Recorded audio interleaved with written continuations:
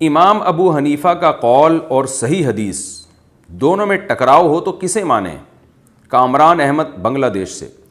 اہل حدیث حضرات کہتے ہیں کہ امام ابو حنیفہ نے فرمایا کہ میرے بعد اگر کوئی صحیح حدیث مل جائے تو میں نے جس حدیث پر فتویٰ دیا ہے وہ باطل ہو جائے گا۔ کیا یہ بات صحیح ہے؟ جی بالکل صحیح ہے۔ امام حنیفہ نے فرمایا اذا صح الحدیث فہو مذہبی، کہ جو حدیث صحیح ہو تو وہی میرا مذہب ہے، اور میرا قول اگر حدیث کے خلاف نظر آئے تو فضربوہ علی الجدار، میرے قول کو دیوار پہ دے مارو۔ بالکل ٹھیک ہے، لیکن بات یہ ہے کہ امام حنیفہ نے یہ فرمایا علماء کے بارے میں، اور یہ کام علماء کر چکے ہیں۔ امام ابو حنیفہ نے بعض ایسے اقوال کہے ہیں کہ جو ان کے شاگرد تھے ابو یوسف اور امام محمد رحمہم اللہ تعالی، ان کو اس قول کے خلاف صریح حدیث مل گئی تو انہوں نے پھر امام ابو حنیفہ کے قول کے خلاف فتویٰ دیا، اور وہی فتویٰ پھر جو ان کے خلاف تھا وہی فقہ حنفی کا حصہ بن گیا۔ اس کی بہت ساری مثالیں ملتی ہیں۔ مثال کے طور پر امام ابو حنیفہ رحمہ اللہ تعالیٰ کے نزدیک نماز استسقاء نہیں ہے، جو بارش کی نماز ہوتی ہے نا، 2 رکعت میدان میں جا کے سب پڑھو اور پھر اللہ سے دعا مانگو اجتماعی سطح پہ، تو امام حنیفہ کے نزدیک یہ نہیں ہے۔ وہ کہتے ہیں قرآن مجید میں اللہ کا ارشاد ہے استغفروا ربکم انہ کان غفارا یرسل السماء علیکم مدرارا، اللہ سے استغفار کرو آسمان سے بارشیں برسائے گا۔ تو ہر آدمی انفرادی طور پر استغفار کرے، جس کو پشتو میں کہتے ہیں اخپل طریقے سے، تو ہر ایک اخپل طریقے سے بس استغفار کرے، نماز نہیں ہے۔ لیکن ہم نے دیکھا کہ بخاری مسلم کی متفق علیہ صحیح حدیث موجود ہے کہ آپ صلی اللہ علیہ وسلم نے نماز استسقاء پڑھی ہے۔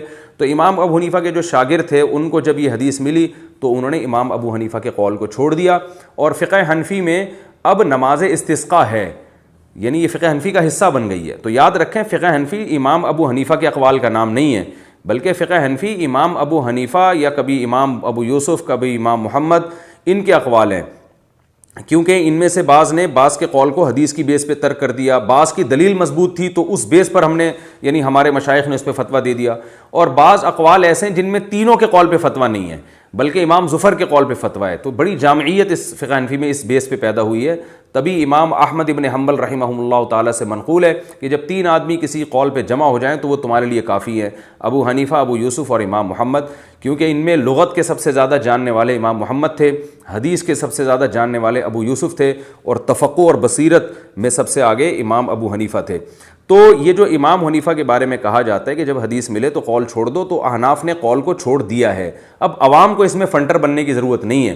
جیسے ایک ڈاکٹر کہتا ہے نا کہ میری ریسرچ کے خلاف اگر کوئی ریسرچ آ جائے جو میری تحقیق کو غلط ثابت کر دے تو اس کو فالو کرو، تو ظاہر ہے وہ تحقیق بھی مجتہدین لے کر آئیں گے نا، ڈاکٹر لے کر آئیں گے۔ ایک عام آدمی کو تو اجازت تو نہیں ہوگی کہ وہ ڈاکٹر سے کہے کہ آپ کی ریسرچ کے خلاف میں ایک ریسرچ لے آیا ہوں۔ تو حدیث کا صحیح یا ضعیف ہونا، پھر حدیث کا ناسخ یا منسوخ ہونا، پھر حدیث پر عمل کرنے کی جو شرائط ہیں، کتاب اللہ کے موافق ہونا یا مخالف ہونا، کتاب اللہ کے عام کو خاص کر رہی ہے یا اس کے مطلق میں قید پیدا کر رہی ہے، یہ تمام چیزیں علماء جانتے ہیں، مجتہدین جانتے ہیں۔ تو یہ عامی آدمی کو اجازت نہیں ہے، کیونکہ علماء یہ کام پہلے کر چکے ہیں۔ جیسے امام ابو حنیفہ کے ہاں دارالحرب میں حربی سے سود لینا جائز ہے، لیکن امام ابو یوسف اور امام محمد کا فتویٰ ہے کہ علی الاطلاق حرام ہے۔ فتویٰ احناف نے اسی پر دیا ہے کہ سود لینے کی دارالحرب میں بھی اجازت نہیں ہے۔ تو فقہ حنفی صرف امام ابو حنیفہ کے اقوال کا نام نہیں ہے۔ یہ ایسی غلطی ہے جس کی وجہ سے لوگ جو ہے وہ کنفیوز ہوتے ہیں۔ تو اس میں جو امام حنیفہ کے قول مشائخ کو جو دلیل کے لحاظ سے کمزور لگا، اس کو انہوں نے خود ہی چینج کر دیا ہے۔ تو عوام کو فنٹر بننے کی ضرورت بالکل بھی نہیں ہے۔